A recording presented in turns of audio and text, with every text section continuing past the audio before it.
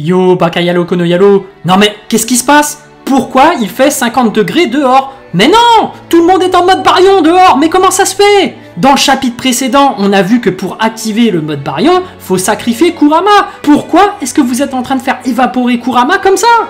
Hein? Quoi? Qu'est-ce que t'as dit, Kurama? Ah punaise, c'est toi qui veux qu'on te fasse évaporer! Tu veux qu'on soit tous en mode baryon parce que le chapitre 56 vient tout juste de sortir? Eh mais faut arrêter d'être chaud comme ça, les gars! Bon, puisque Kurama, il veut qu'on le fasse évaporer, alors on va tous passer en mode baryon. Voilà, on va le regarder tous ensemble ce chapitre. Mettez des flammes en commentaire. On va faire monter la température pour Kurama, voilà. Et comme d'hab, on va le regarder ce chapitre, tous en mode baryon.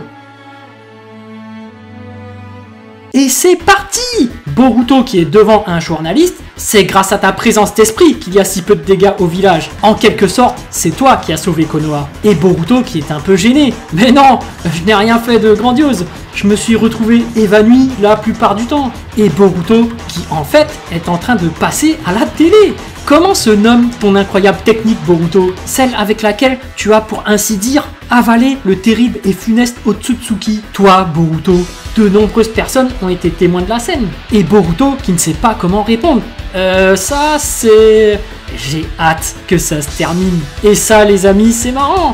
La première page, Boruto qui passe à la télé. C'est devenu un joueur de foot comme Mbappé, tu vois. Il faut qu'il fasse super gaffe à ce qu'il dit devant les journalistes. Sinon, il va plus pouvoir rester en équipe de France, tu vois. Mais pendant ce temps, au laboratoire de Konoha, Amado a réussi à rétablir le bras de Kawaki. Ça a l'air d'aller. Et Katasuke qui est impressionné. C'est stupéfiant. Je n'aurais pas cru qu'il récupérerait si vite. De plus, il n'a eu aucune réaction de rejet. C'est normal, ce bras a été créé à partir de ses propres cellules. Il fait partie des pièces de rechange que j'avais conçues avant de venir à Konoha. C'est possible, car son corps est entièrement composé d'outils scientifiques ninja. Ce ne serait pas le cas avec un homme ordinaire. Et Sumire qui tient une seringue, désolé Kawaki, ça va piquer un peu. Et Kawaki qui lui répond, tu sais, je suis pas un gamin, tu n'as pas besoin de me prévenir avant chaque soin. Je suis désolé. Et Sumire qui est tout de même rassurante. Je ne sais encore faire que les choses simples, mais sois rassuré, je m'occuperai de toi. Évidemment, il vaut mieux que tu ne te blesses pas. Et Sumire qui rougit un peu. Et aussi, comme tu es souvent avec Boruto, Kawaki, je me disais que tu pourrais me parler de lui. Et Kawaki qui répond au tac au tac. Quoi? Tu es amoureuse de Boruto? Et Sumire qui est super mal à l'aise. Kawaki, ne dis pas ça de manière directe, c'est seulement entre nous, d'accord? Et Katasuke qui sourit. Je pense que tout le monde a déjà deviné. Et oui les amis, Sumire est amoureuse de Boruto, oui. Alors, avec qui Boruto va finir? Avec Sarada ou avec Sumire? Parce que c'est symbolique. Sumire, c'est quand même la passion de la technologie. Et Boruto, il s'était plus ou moins réconcilié avec la technologie. Et finalement, le couple Boruto-Sumire clôturerait le manga Boruto et la problématique par rapport à la place du ninja par rapport à la technologie. Mais par contre, je rappelle que Sarada, c'est une Uchiwa. Donc l'enfant d'un Uchiwa et d'un Uzumaki, c'est le potentiel d'un Rikudo. D'un côté, on a l'évolution technologique et de l'autre, on a l'évolution biologique. Et oui, mais bon, le thème du manga, c'est quand même les nouvelles technologies. Donc moi, je parie sur un Boruto Sumire. Mais en attendant, Sarada qui fait la gueule.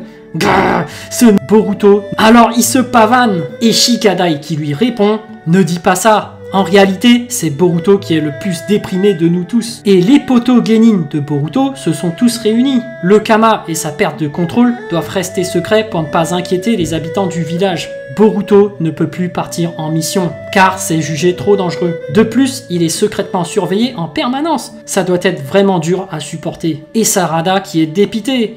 Nous non plus, on ne peut plus partir en mission. Sans lui, on n'est plus une équipe de 3. On nous a annoncé que l'équipe 7 était à l'arrêt pour le moment. Et Shikadai qui rétorque, oui, c'est une décision de mon père. Il traite Boruto comme un héros et le met en avant dans les médias. Il veut l'amadouer? Il se fiche de nous. Et ça, c'est un bon compromis, mine de rien. Parce que quand tu fais des conneries, c'est pour attirer l'attention. Mais quand t'as toute l'attention médiatique, bah là, tu fais l'inverse. T'as déjà toute l'attention. Donc là, t'essaies de te faire tout petit pour qu'on te foute la paix. Et regardez Boruto, il a la cote auprès des filles maintenant. Regarde, c'est Boruto, il est trop mignon. Et Boruto qui a l'air d'apprécier la célébrité. mais il se rend vite compte du problème du Kama. Et Kawaki qui vient pour en discuter. Il se pose sur la statue de Naruto. Je suis surpris. Je pensais que tu serais plus déprimé que ça. Et Kawaki qui poursuit. Si on met de l'ordre dans les infos qu'on a, nos corps sont déjà en train de se transformer en Otsutsuki à 80%. Et en ce qui te concerne, en cet instant, des données des Otsutsuki contenues dans le Kama sont en train de dégeler en toi. Et oui, le dégel continue chez Boruto. Quand ce dégel sera terminé, autrement dit, à l'instant où le réceptacle de Momoshiki sera achevé, l'identité de Boruto disparaîtra et cette vermine ressuscitera dans ton corps. Et Boruto qui déprime.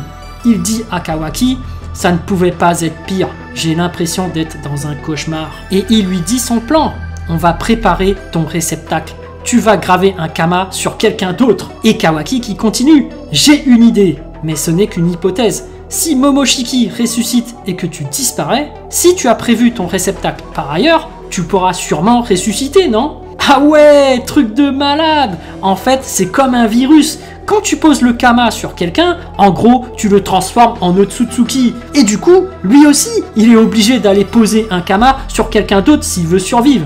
Ah ouais, en fait, c'est un vrai parasite. Mais Boruto qui s'y oppose. Non, attends, je vais graver un Kama sur quelqu'un pour en faire mon réceptacle. Je dois sacrifier quelqu'un à ma place. Je ne peux pas faire une chose pareille. Et Kawaki qui a tout prévu.